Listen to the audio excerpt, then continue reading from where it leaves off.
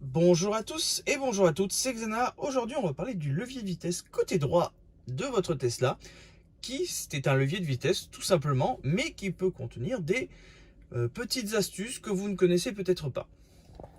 Donc, vous le savez sûrement, on va essayer de faire un petit angle, voilà comme ça.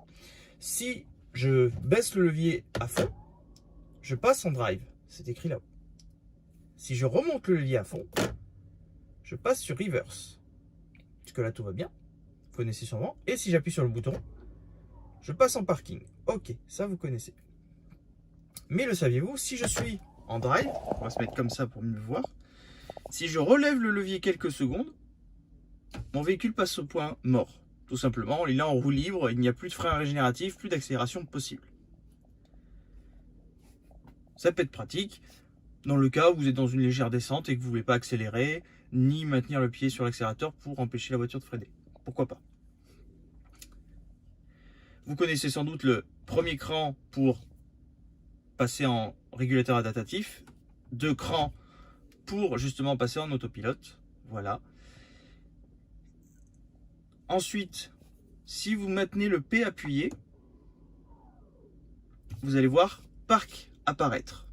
C'est tout simplement un freinage encore plus poussé, puisque normalement c'est que les 2 étriers de frein de freinage à l'arrière électrique qui s'enclenchent. Mais là en plus, ça actionne la pédale de frein tout simplement. Voilà. Puisque si vous allez aussi dans le menu sécurité, vous voyez ce petit truc. Vous pouvez également, donc voilà, frein de parking.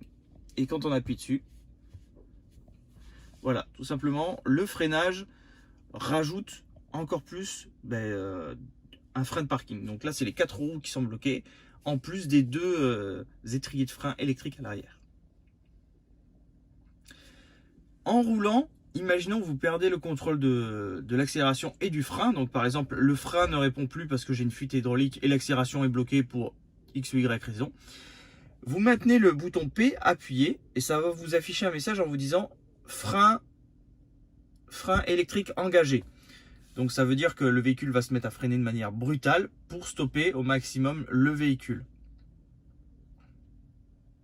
Donc ça peut être une solution si vraiment vous n'avez plus de frein. En fait, vous restez appuyé tout le long et le véhicule va se mettre à freiner.